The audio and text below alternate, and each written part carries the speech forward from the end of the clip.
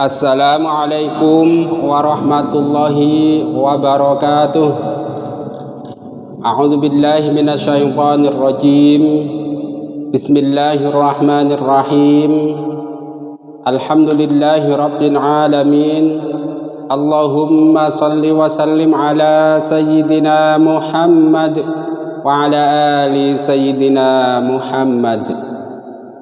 Qala Rasulullah sallallahu alaihi wasallam, nabdarallahu mar'an sami'a minna haditsan fahfidhuhu hatta yuballighahu ghairahu.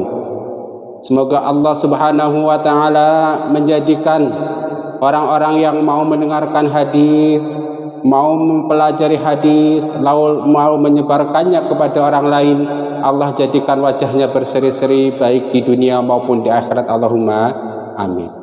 Semoga Allah Subhanahu wa taala juga menjadikan orang-orang yang mau menonton video ini, mau men-subscribe channel ini, lalu mau men-sharekannya kepada orang lain, Allah jadikan orang yang bahagia di dunia dan bahagia di akhirat bersama Rasulullah sallallahu alaihi wasallam. Kalau dia sedang sakit, semoga cepat disembuhkan. Kalau dia sedang sehat, semoga sehatnya bermanfaat. Allahumma amin. Kaum muslimin rahimakumullah, kali ini saya mau cerita saja seperti biasanya, ya kan? Nah, sebagian yang sedang menonton ini saya yakin adalah para muhibbin Gus Baha, para pecinta Gus Baha. Tentu sebagai muhibbin, sebagian kita terkadang pengen ketemu Gus Baha secara langsung kalau bisa, kalau nggak bisa lalu kepengen ketemu Gus Baha di dalam mimpi, bil ghaib, kira-kira. Ada bin nazar, ada bil ghaib. Nah, kebetulan saya hanya mau bercerita saja, pernah mimpi ketemu Gus Baha. Dan nanti kira-kira trik dan caranya gimana supaya Anda juga bisa mimpi ketemu Gus Baha bil ghaib, kira-kira begitu, ya kan? Nah, Gus Baha itu merupakan salah satu ulama yang videonya hampir tiap hari, mungkin bisa dikatakan tiap saat saya tonton, saya dengarkan. Pagi-pagi nyetel Gus Baha, sore sambil istirahat putar Gus Baha, nanti mau tidur nyetel Gus Baha. Ya senang saja. Selain memang senang mendengarkan cerita Gus Baha, ilmu itu serasa tambah, hati tentram, kira-kira begitu. Sehingga suatu saat ketika istri saya sedang masak di dapur, sambil lewat saya bilang, wah nanti mah Gus Baha akan ketemu saya, kira-kira begitu. Pede aja ngomong Gus Baha mau ketemu saya atau saya mau menemui Gus Baha. Nah, istri saya langsung nebak, wah paling-paling dalam mimpi. Ya emang betul, di mana lagi, kira-kira begitu. Nah, kata-kata saya ini itu bukan tanpa alasan atau bukan karena kepedean. Karena terus terang sebelum dalam tanda petik ngefan kepada Gus Baha gitu kan, itu sebelumnya sudah ngefan pada Ustadz Hadi Hidayat. Pun sama begitu, pagi dengerin ceramah Ustadz Hadi Hidayat, sore dengerin ceramah Ustadz Hadi Hidayat yang terkenal dengan panggilan wah, nanti mau tidur pun istilahnya dengerin Ustadz Hadi Hidayat. Sehingga ketika kata-kata terakhir yang terngiang yang di telinga yang saya dengarkan itu ceramah Ustadz Hadi Hidayat, dan ternyata kemudian suatu saat mimpi bertemu Ustadz Hadi Hidayat. Nah, terus terang, nah sebelum Ustadz Hadi Hidayat, saya juga ngefan kepada Ustadz Abdul Somad LCMA. Sama, ketika sedang ngefan kepada Ustadz Abdul Somad itu juga pagi misalnya dengerin ceramah Ustadz Hadi Hidayat, Ustadz Abdul Somad, siang, sore, malam, pokoknya setiap punya kuota, gitu. Setiap punya kuota dan ada kesempatan dengerin ceramahnya Ustadz Abdul Somad LCMA. Dan akhirnya memang bermimpi juga ketemu Ustadz Abdul Somad. Bahkan satu ceramah Ustadz Abdul Somad yang berkaitan dengan mimpi yang saya masih ingat itu bahwa ada seorang pasien yang sakit sudah sangat parah, kalau nggak salah koma mungkin ya, udah koma gitu kan. Tiba-tiba si si pasien ini bangun seperti orang sehat. Seperti orang sehat. Nah, ketika ditanya, kenapa bapak ini yang dalam, kalau nggak salah sedang koma ya atau sakit biasa, saya lupa itu, tiba-tiba bangun seperti orang sehat. Nah, ceritanya si bapak ini ketemu Ustadz Abdul Somad LCMA dan ditanya kapan tablik akbar gitu. Sehingga si orang yang sakit ini kemudian dia pulang karena sudah sehat ya alhamdulillah. Kemudian dia merencanakan tablik akbar dengan mengundang Ustadz Abdul Somad LCMA. Nah, dalam ceramahnya Ustadz Abdul Somad itu terus berpikir, kenapa nih orang bisa mimpi ketemu Ustadz Abdul Somad? Maka ditelusuri oleh UAS bahwa ternyata ini orang itu memang sangat sering mendengarkan cerita Ustadz Abdul Somad. Ya seperti saya mungkin ketika ada kesempatan dengerin UAS, nanti lagi UAS, nanti lagi UAS. Nah kira-kira gitu. Sehingga pada akhirnya dia sedang koma ketemu Ustadz Abdul Somad. Nah dengan kata lain, ketika pulang lagi, ketika saya ngucap kepada istri saya nanti akan ketemu Gus Bapun, kira-kira begitu. Nah kalau dulu sering mendengarkan ceramah Ustadz Adi Hidayat mimpi tanpa sengaja kan gitu. Nah kemudian ketika sering ngedengerin ceramah Ustadz Abdul Somad juga mimpi tanpa sengaja. Nah insya Allah ketika sering mendengarkan ceramah Gus Baha pun mimpi tanpa sengaja. Udah paham kan bagaimana caranya kalau kepengin mimpi ketemu dengan Gus Baha? Yuk banyakin dengerin ceramah Gus Baha. Nah kalau dalam bahasa Jawa itu ada istilah yang menggambarkan hal ini seperti apa namanya, kegawakelu. Kegawakelu ini orang Jawa pasti paham ya kan. Saya orang Jawa Tulen, ibu Jawa, ayah Jawa, kakek juga Jawa semua gitu kan.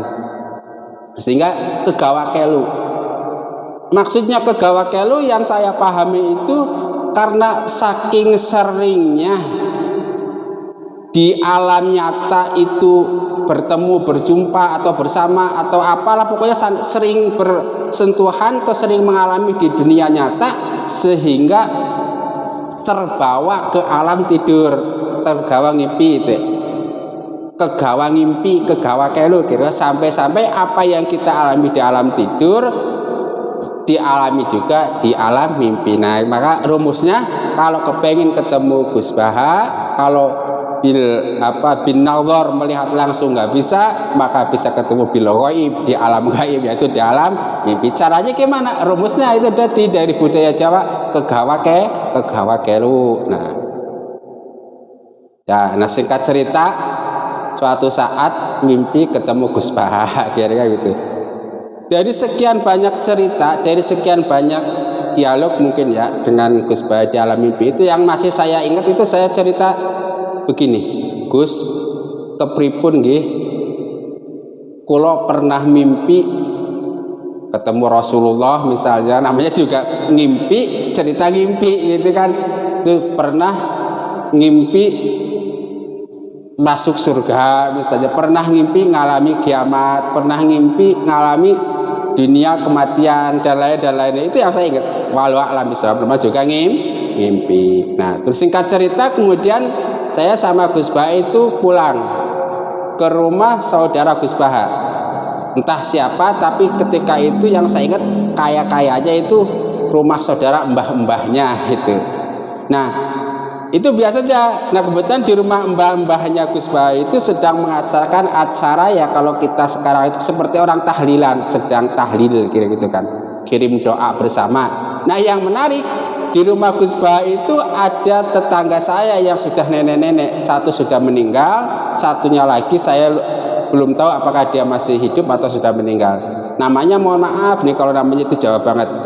Biasa dipanggil yang satu Mbah Sireng, yang satu biasa dipanggil Mbah Kelenteng. Kedua-duanya insya Allah saya bersaksi ada ibu-ibu yang solihah. Kenapa yang solihah? Nah ini keistimewaan Mbah Sireng nih. Dia kebetulan rumahnya itu tetangga masjid.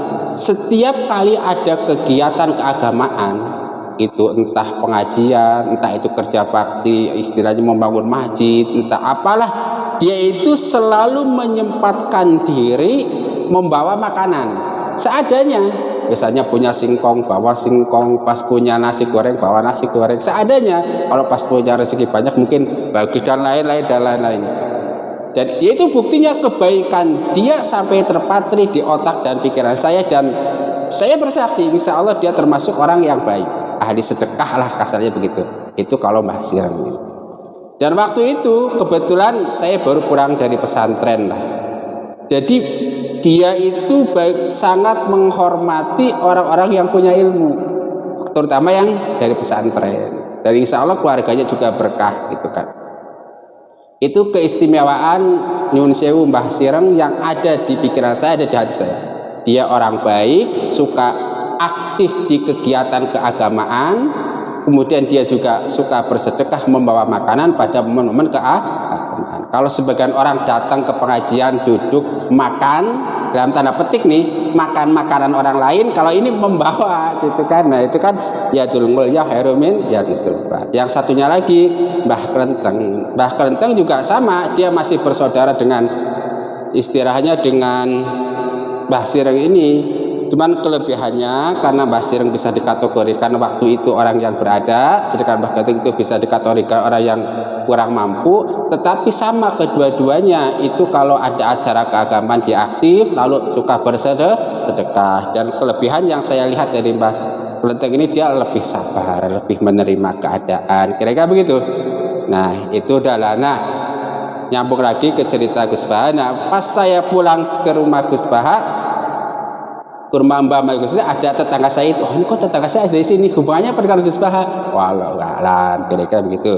Dah itu cerita pertemuan dan mimpi dengan Gus Baha. Jadi yang ingin saya katakan, kalau Anda sebagai muhibbin Gus Baha kepengin ketemu Gus Baha, salah satu caranya mungkin bisa menempuh yang saya tempuh. Siapa tahu nasib saya, namanya itu perbanyaklah mendengar ceramah-ceramah Gus Baha, sehingga nanti sesuai dengan rumus kegawa kelu, kegawa ngimpi, kira-kira begitu ya kan. Nah itu satu. Nah kaum muslimin rahimakumullah, seperti yang sering saya katakan bahwa ini ceramah Gus Baha membuat saya mau berpikir lagi. Bukan ceramahnya saja, ternyata mimpinya saja ketemu Gus Baha itu membuat saya mau mikir. Maksudnya mikir, oh iya ini kan ngimpi ya, kira-kira hadis Nabi tentang mimpi itu apa sih, gimana sih? Nah maka kemudian saya temukan salah satu hadis Nabi yang berkaitan dengan mimpi. Saya bacakan saja. Idza ra'a ahadukumur ru'ya tuhibbuha fa innama hiya minallah falyahmidillaha 'alaiha wal yuhaddits biha wa idza ra'a ghaira dzalik mimma yakrahu fa innama hiya minasyaiton falyasta'id billah min syarriha wala yudzakir atau wala yadhkur wala yudzakirha wala li ahadin fa innaha la taldurruhu. Artinya apabila salah seorang dari kalian bermimpi sesuatu yang kalian cintai, maka sesungguhnya mimpi tersebut datangnya dari Allah Subhanahu wa taala. Maka pujilah Allah karena mimpi tersebut. Kemudian ceritakanlah. Akan tetapi apabila kalian bermimpi tidak seperti itu, yaitu kalian mimpi sesuatu yang kalian benci, maka sesungguhnya mimpi tersebut dari setan, maka berlindunglah kepada Allah Subhanahu wa taala dari keburukan mimpi tersebut, dan jangan menceritakan mimpi tersebut kepada seseorang, karena sesungguhnya mimpi tersebut tidak membahayakan sama sekali. Hadis riwayat Ahmad, Bukhari dan Tirmidzi dari Abu Sa'id. Status hadis ini sahih.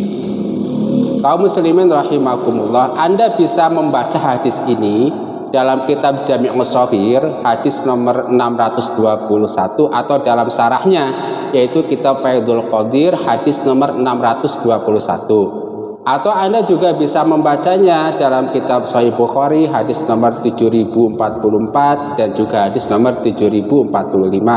Atau Anda bisa membaca hadis di atas dalam kitab Sahih Muslim hadis nomor 2261 dan dalam kitab Sunan Tirmidzi hadis nomor 3453. Kaum muslimin rahimakumullah, mari kita sama-sama pelajari tentang hadis ini. Idza ra'a ahadukum ru'ya, apabila kalian bermimpi. Nah, mimpi ini ada dua. Apapun penyebabnya, apapun kondisinya, pada hadis ini mimpi itu dibagi dua. Mimpi yang kita cintai dan mimpi yang kita benci. Kalau mimpi yang kita cintai datangnya dari Allah, mimpi yang kita benci datangnya dari setan. Jelas ya? Nah, tentu untuk menilai apakah ini mimpi yang datang dari Allah, apakah ini mimpi yang datang dari setan, itu bukan cinta berdasarkan pertimbangan ilmu kita semata. Enggak. Misalnya ada seseorang, tapi berdasarkan tentu ilmu-ilmu yang diberikan Allah, diberikan Rasulullah, dan diberikan para ulama. Misal Anda itu mimpi bertemu dengan sang mantan yang sekarang jadi istri orang lain. Nah, mungkin nafsu Anda akan wah mantap nih ketemu mantan, kira gitu. Tapi jangan salah, ini termasuk mimpi yang buruk. Kenapa? Karena nanti efek dari mimpi itu akan ingat lagi kepada mantan, kemudian dia mungkin akan cari WA-nya, akan apanya. Nah, maka terjadilah apa yang akan terjadi. Jadi baik buruknya tentu dinilai berdasarkan ilmu agama. Kalau ngomongin ilmu agama Islam, sumbernya jelas Al-Quran, hadis, dan qaulul ulama, bukan yang lain. Istilahnya begitu.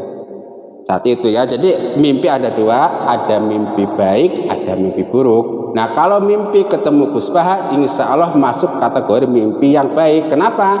Karena kita sama-sama maklum gitu kan, sama-sama masyhur bahwa Gus Baha itu seorang ulama yang insya Allah ulama yang warasatul anbiya. Makanya kalau mau mimpi, kalau mau ikutin cara yang saya alami ya kayak gitu. Nah, udah ya. Nah, mimpi itu ada dua, ada mimpi baik, ada mimpi buruk. Tetapi untuk menentukan apakah mimpi yang kita alami ini mimpi baik atau mimpi buruk, timbangannya lagi-lagi ilmu agama, bukan yang lain. Misalnya ada orang, wah saya mimpi ini tadi, mimpi istilahnya nemu emas di jalanan, nggak begitu kan? Ya pokoknya dinilai lah kira-kira begitu. Kalau mimpi itu membuat sesuatu termotivasi untuk ibadah, insya Allah itu mimpi yang baik. Kalau dia itu sebaliknya membuat kita malas ibadah, berarti sebaliknya. Nah, lalu apa yang harus kita lakukan? Ketika kita mimpi baik, apa yang harus dilakukan? Dan ketika kita mimpi buruk, apa yang harus dilakukan? Nah, maka di sini Rasulullah Shallallahu Alaihi Wasallam memberikan petunjuk kepada kita. Ketika kita mimpi baik atau mimpi sesuatu yang kita cintai, pertama ketika bangun yang harus kita lakukan adalah memuji Allah Subhanahu Wa Taala. Minimal kita mengucapkan Alhamdulillahirabbil alamin, atau mengucapkan pujian-pujian yang lain, misalnya Alhamdulillahilladzi bi ni'matihi tatimmus sholihat. Segala puji bagi Allah yang dengan nikmatnya sempurnalah semua kebaikan. Nah, setelah memuji Allah, wal yuhaddits biha. Nah, sebaiknya mimpi baik tersebut diceritakan. Tentu menceritakannya juga jangan sembarangan.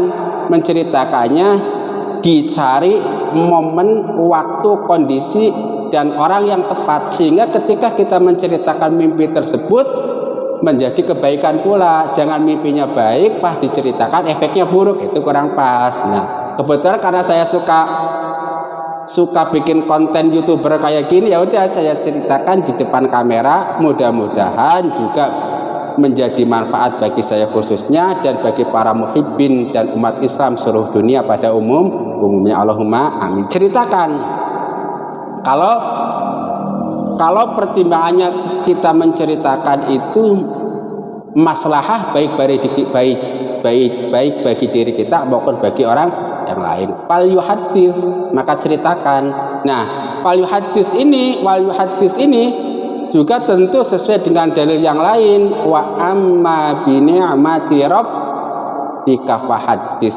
Nah, kalau dapat nikmat ceritakan saja. Nah, di sini juga mimpi baik merupakan nikmat kan minallah, datangnya dari Allah biha. Nah, udah ya, jadi di sini pada hadis ini dijelaskan kalau Anda mimpi baik setelah bangun pujilah Allah, misalnya dengan membaca alhamdulillahirabbil alamin atau pujian yang lain. Nah, setelah memuji, nah pada waktu dan situasi yang tepat ceritakan pada orang-orang yang terpercaya. Supaya apa? Supaya ada hikmahnya terus menerus. Nah, sekarang gimana? Wa idza ra'a ghairu dzalik mimma yakrahu fa inna ma hiya minasyaiton. Tetapi kalau mimpi kita mimpi buruk, nah maka kita tinggalkan karena itu datang dari setan. Fal yasta'id billah min syarriha wala yadhkuruha li ahadin fa innaha la tadurruhu. Nah, sekarang kalau kita mimpi buruk, maka yaudah kita bangun tidur minta berlindung kepada Allah dari kejahatan mimpi tersebut. Misalnya membaca a'udzubillahi minasyaitonirrajim. Nah, gitu kan. Kemudian jangan ceritakan mimpi tersebut. Kenapa? Nanti bisa jadi akan menimbulkan fitnah. Contoh mimpi yang buruk beginilah, yang sudah jelas-jelas buruk. Judi. Ini judi kan sesuatu yang dilarang oleh agama. Nah, tiba-tiba suatu saat kita mimpi, misalnya di dalam mimpi, ya entah gimana ceritanya, intinya kita mendapat nomor yang jitu. Ya kan? Nih nomor 1, 2, 3, 4, 5 pasangin, nanti akan menang, kamu dapat untung misalnya 1 miliar. Nah, ini mimpi begini bisa jadi merupakan mimpi yang buruk. Kenapa? Karena mimpi seperti ini itu nanti akan membuat kita bermaksiat kepada Allah. Wah, udah nih kalau begitu kita cari bandar togel saja, kita pasangin. Siapa tahu bisikan di alam mimpi itu tadi benar. Padahal bisikannya mungkin bisikan setan, kira-kira gitu. Alladzi yuwaswisu fi sudur. Udah pasangin. Ya begitu. Nah, kalau mimpi-mimpi yang bertentangan dengan salah sepertinya udah diem. Enggak usah diceritakan. Kenapa? Nanti kalau diceritakan mungkin kita nggak masangin. Siapa tahu orang yang kita ceritain masangin. Enggak, saya nggak akan pasang. Tapi di belakang kita dia pasang. Nah, menang nanti. Nah, kalau menang, nah kalau pas kebetulan betul, nah, kita dapat bagian dosanya itu. Karena apa? Jadi petunjuk terjadinya itu mungkin satu hukum, mungkin ada hukum yang lainnya bisa jadi gitu kan. Ini sudah jelas ya. Jadi kalau kita mimpi buruk, bangun tidur kita membaca ta'awudz, minta perlindungan kepada Allah dari godaan setan yang terkutuk. Nah, kemudian setelah itu jangan ceritakan. Karena apa? Nanti bisa menimbulkan fitnah. Atau contoh yang lain, misalnya kebetulan Anda mimpi berzina, diceritakan, wah nanti kan akan menimbulkan fitnah, rumah tangga kacau dan lain kira begitu. Maka ikuti saja petunjuk Rasulullah Sallallahu Alaihi Wasallam. Nah, kalau masalah kita di alam mimpi nggak ada masalah, mau mimpi apapun. Kenapa? Karena kita sedang bukan mukallaf statusnya gitu kan. Nah, tetapi tentu kan ada ikhtiar sebelum tidur. Misalnya sebelum tidur kita kemudian baca doa sebelum tidur dalam keadaan suci dan lain-lain, sehingga ketika kita tertidur bersama asma Allah, rupanya apa? Doa sebelum tidur. Gitu kita tidur sebagai orang yang suci. Bukti apa? Kita suci dari hadas karena apa? Sudah wudu. Insya Allah dalam satu keterangan orang-orang yang menjelang tidur melakukan hal itu, maka jiwanya naik ke alam yang tinggi, kemudian memuji Allah dan lain-lain. Dan sebaliknya orang-orang yang tidur dalam keadaan lalai, misalnya udahlah nggak wudu dulu, nggak baca doa dulu, udah gitu sambil ngerokok pahpoh misalnya ketiduran, nah kalau begitu ceritanya lain lagi. Sudah ya. Nah, sekarang coba kita lihat ini apa sarahnya, itu sarah hadis ini. Intinya apa yang harus kita lakukan ketika kita mimpi baik, mimpi sesuatu yang kita cintai. Maka di sini ada 4 hal yang bisa dilakukan ketika kita mimpi baik.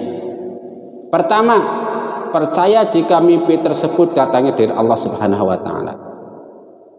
Ya, ketika kita mimpi baik, karena hadisnya mengatakan minallah, yaudah kita percaya datangnya dari Allah.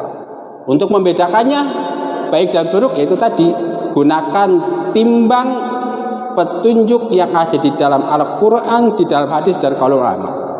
Bukan ditimbang dengan petunjuk yang lain, petunjuk mbah-mbah kita misalnya. Ini kata mbah saya begini-begini. Nah, belum tentu kalau kata mbah bisa benar, bisa salah. Tapi kalau kata Al-Quran, insya Allah pasti benar. Kalau kata Al-Quran, bukan insya Allah, pasti benar. Cuman kadang kita kan salah memahaminya. Itu yang terjadi, bukan Al-Quran yang salah, tapi kita salah memahaminya, kemudian salah menerangkan, mungkin itu.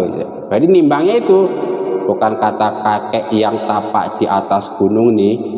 Kalau mimpi digigit ular berkepala dua akan begini, enggak begitu ya kan. Jadi yang pertama itu percaya jika mimpinya itu datangnya dari Allah Subhanahu wa taala. Nah, untuk menguatkan cek, nah maka lagi-lagi yang bisa memprediksi lebih akurat bahwa mimpi itu datangnya dari Allah atau dari setan, itu orang-orang yang berilmu. Kalau dia bertentangan dengan hukum Allah, itu pasti dari setan. Kira-kira begitu. Kalaupun bukan, nggak urusan kita. Kita hanya disuruh mengikuti apa yang diperintahkan Al-Quran, Sunnah Rasul, dan qaulul ulama. Nah, yang kedua yang harus dilakukan ketika kita mimpi sesuatu yang kita cintai, yaitu memuji Allah Subhanahu wa taala. Jadi memuji Allah Subhanahu wa taala di sini kalimat yang dicontohkan oleh Imam Al-Munawi, seorang ahli hadis Ahlus Sunnah wal Jamaah, itu membaca doa alhamdulillahilladzi bi ni'matihi tatimmus sholihat. Segala puji bagi Allah yang dengan nikmatnya sempurnalah semua kebaikan. Nah, lalu yang ketiga, ceritakanlah mimpi tersebut kepada orang yang kita cintai atau kita percayai. Misalnya mimpi yang baik kita ceritakan kepada teman-teman akrab kita, supaya apa? Supaya mengambil hikmahnya. Apalagi ketemu dengan ulama, apalagi ada orang yang mimpi ketemu Rasulullah, ceritakan, nggak usah malu. Tentu disertai dengan rasa ikhlas, bukan atas dasar rasa sombong. Itu pun kalau kira-kira menceritakan tidak menimbulkan fitnah. Kalau kira-kira menimbulkan fitnah, ya nanti tunggu waktu yang pas untuk menceritakannya. Yang keempat, berbahagialah. Kita harus bahagia karena sudah mimpi yang baik. Pada kesempatan yang lain juga Gus Bah sering menjelaskan bahwa mimpi itu salah satu bagian dari nubuwah. Kalau kita sering mengikuti ceramah-ceramah Gus Bah, itu banyak sekali Gus Bah menjelaskan persoalan-persoalan dengan menjelaskan mimpi-mimpi yang dialami oleh orang-orang soleh. Bahasa beliau itu sedang kasyaf di dalam mimpi, sedang wusul di dalam mimpi, sedang tajalli dan lain-lain kayak begitu. Nah, lalu apa yang harus kita lakukan ketika kita mimpi buruk atau mimpi sesuatu yang tidak kita cintai?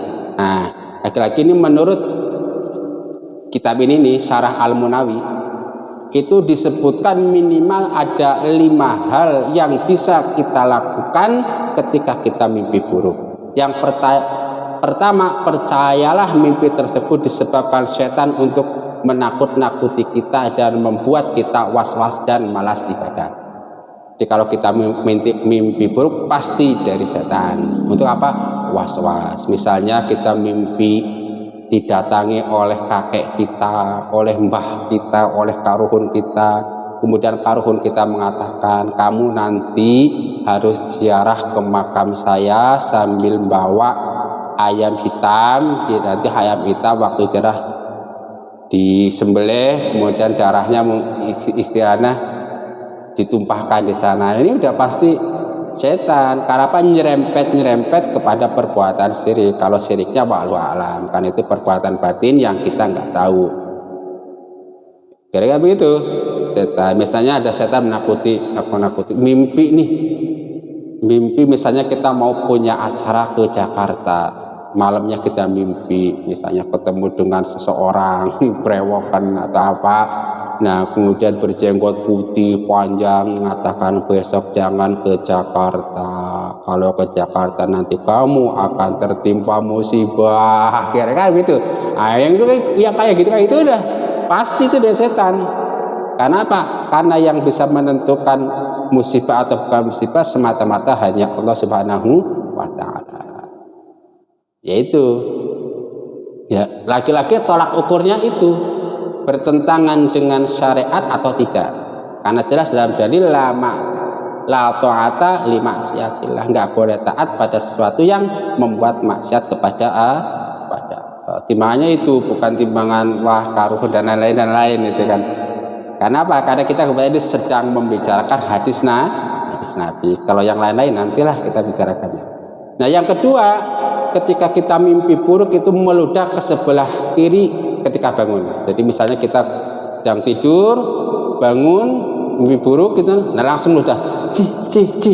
Nah, tujuannya apa? Tujuannya untuk melecehkan setan. Wah, kamu setan kurang ajar gitu kan, kira-kira ngapain lo tan itu kan, innahu kana. Setan itu sangat lemah. Kita baca bismillah aja udah hancur tuh setan. Kita tapak saja udah mampus setan, kira begitu. Karena apa? Manusia jelas statusnya jauh di atas setan, nggak bisa dibanding-bandingkan. Ojo dibanding-banding di antara manusia dan setan. Jelas lebih mulia manusia. Tapi terkadang ada orang-orang yang memuji-muji setan, memulia-muliakan setan. Itu kan orang setan diciptakan lemah sekali gitu kan. Kemudian yang disebutkan keistimewaan setan bisa menggoda ini, setan menggoda itu, apaan itu kan, kira gitu. Nah, itu meludah ke sebelah kiri. Walau alam hikmahnya apa, tetapi di sini Imam Al-Munawi berdasarkan pemahaman agama yang beliau punya itu meludah ke kiri. Nah, kira gitu. Menghina setan. Kalau kita dalam kehidupan sehari kan kadang ada yang ngecek, ngapain dong? Kira gitu. Jadi, ngapain dong tan? Gitu. Begitu ribet aja. Kita lanjut. Yang ketiga, apa yang harus dilakukan oleh orang yang mimpi buruk? Terus mohon perlindungan kepada Allah Subhanahu wa ta'ala dari keburukan dan keburukannya setan. Jadi ketika bangun, kita baca ta'awudz, a'udzubillahi minasyaitonirrajim, bismillahirrahmanirrahim. Misalnya apa? Karena apa?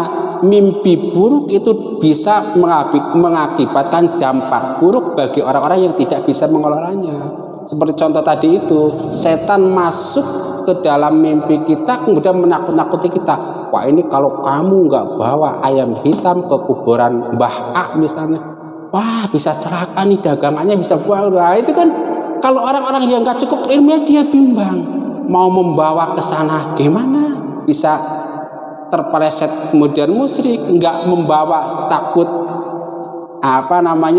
takut dagangannya jadi nggak laris dan lain. Tapi kalau yang mantap ilmunya, wah ngapain lo tenti gitu kan. Iyalah, yaitu Allah Subhanahu wa ta'ala istilahnya memerintahkan lewat para ulama, istilahnya kalau kita mimpi buruk itu bacalah ta'awudz, a'udzubillahi minasyaitonirrajim, minimal baca itu, atau baca bacaan yang lain ya boleh. Karena di sini Imam Al-Munawi menjelaskannya ta'awudz saja. Yang keempat, jangan menceritakan kepada siapapun, karena terkadang orang yang kita beri cerita menafsirkan jelek mimpi kita, sehingga dengan izin Allah terjadilah keburukan-keburukan tersebut. Nah, kita jangan, kalau kita mimpi buruk, jangan ceritakan sama orang lain, apalagi orang yang ember. Misalnya begini, tadi saya mimpi ketemu si A misalnya, kebetulan dia lagi disiksa di neraka, saya lihat. Nah, kalau cerita kan langsung, wah si bapak ini meninggalnya suul khotimah, wah kan jadi fitnah, kira-kira begitu, ya kan? Nah, kemudian karena sudah kita begini, kalau mimpi belum diceritakan, itu kan hanya Allah yang tahu. Sama kita yang malam mimpi tahu. Mungkin sama setan mungkin yang sedang ngintip di dalam tidur kita, gitu kan. Nah, kalau nggak ceritanya udah jadi rahasia itu saja. Tapi begitu kita ucapkan, Allah Maha mendengar, manusia mendengar, setan juga mendengar. Kalau setan mendengar, dia langsung sibuk. Bagaimana caranya supaya mimpi ini dia olah, supaya difitnah, supaya akhirnya apa? Terjadilah sesuatu yang terjadi. Maka di sini dianjurkan kalau mimpi buruk jangan diceritakan. ceritakan. Simpan saja, baca. Kita ingat lagi, baca lagi a'udzubillahi minasyaitonirrajim. Ingat lagi. Nah, setan kacau kalau begitu. Dia niat mau menggoda kita supaya iman kita goyah, kita malah tambah mantap imannya. Biasa a'udzubillahi minasyaitonirrajim. Kayak begitu. Setan tuh mangkel kalau begitu. Jangan kalah sama setan. Kelima yang harus kita lakukan, jangan bersedih dan jangan takut, karena sesungguhnya mimpi tersebut hanyalah mimpi godaan setan dan tidak berbahaya sama sekali. Yang kelima, jangan sampai kita bersedih dengan mimpi buruk yang kita alami. Misalnya mimpi buruk, ketemu seseorang sudah dengar, aduh gimana ini, karuhun saya kok disiksa di alam kubur. Belum tentu, itu bisa jadi setan gitu. Udah gak usah sedih, kalau udah aja. Kalau misalnya mimpi buruk, udah a'udzubillahi minasyaitonirrajim. Lu udah aja sih, ngapain lo datang lagi gitu, kayak begitu. Udah ya, itu jadi kita hadis yang pertama. Hadis yang kedua, ini ada yang spesialis kalau pas mimpi buruk hadisnya itu.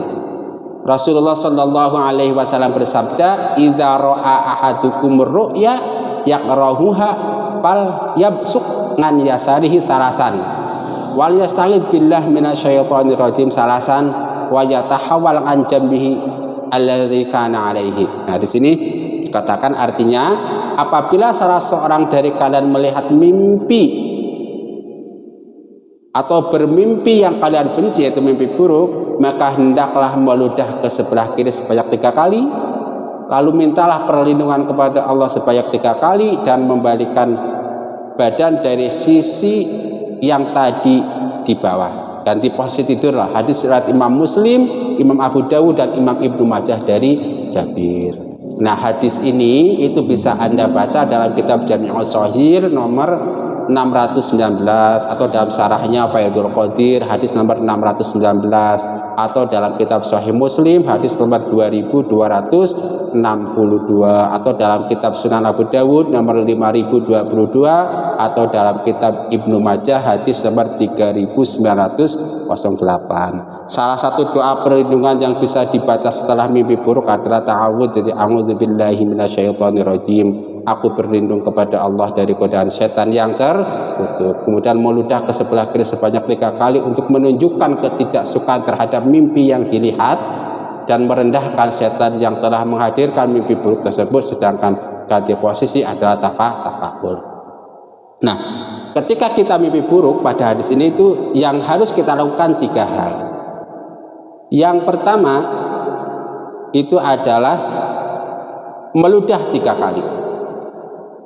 Misalnya ci 1, ci 2, ci 3. Tapi hati kita harus diikuti, itu untuk merendahkan setan, meludahi setan lah, kira-kira begitu.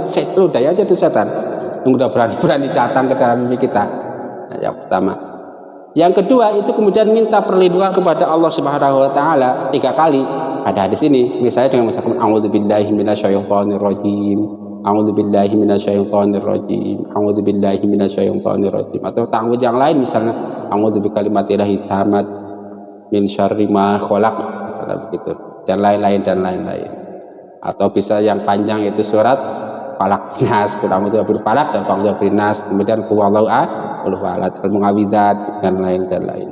Yang pertama tadi meludah 3 kali, yang kedua membaca ta'awudz 3 kali, kemudian yang ketiga itu merubah posisi tidur.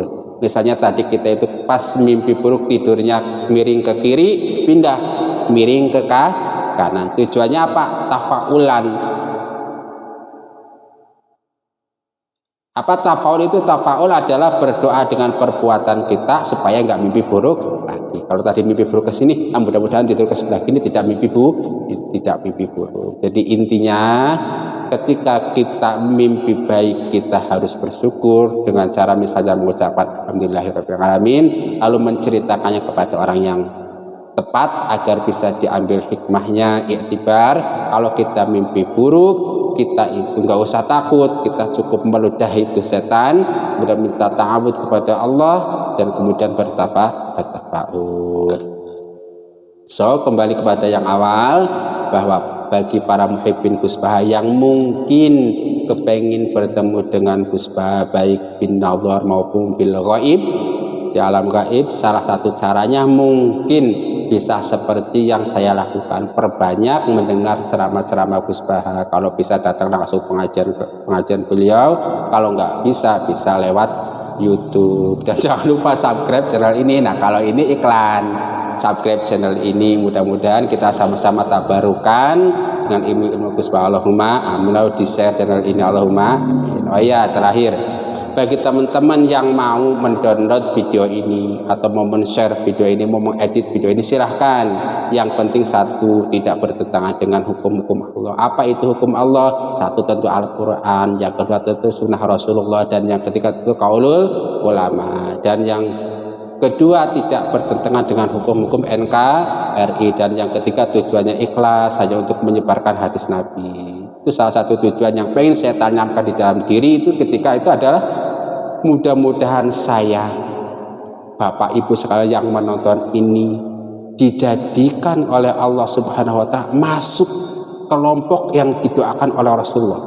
Apa doa Rasulullah? Yaitu supaya wajah kita baik di dunia maupun di akhirat itu berseri-seri. Karena apa? Karena mendapatkan rahmat Allah, nikmat Allah yang banyak. Syaratnya apa? Syaratnya dalam hadis tersebut dikatakan satu, dia mau mendengarkan hadis, mau mempelajari hadis, lalu menyebarkannya. Toh ini dalam konteks digital mudah sekali. Anda misalnya nonton video ini, dengarkan sekemampuan Anda. Setelah itu share, insya Allah dengan cara begitu saja sudah masuk kepada doa Rasulullah ini. Atau misalnya nggak sempat, ya udah subscribe aja sama channel ini.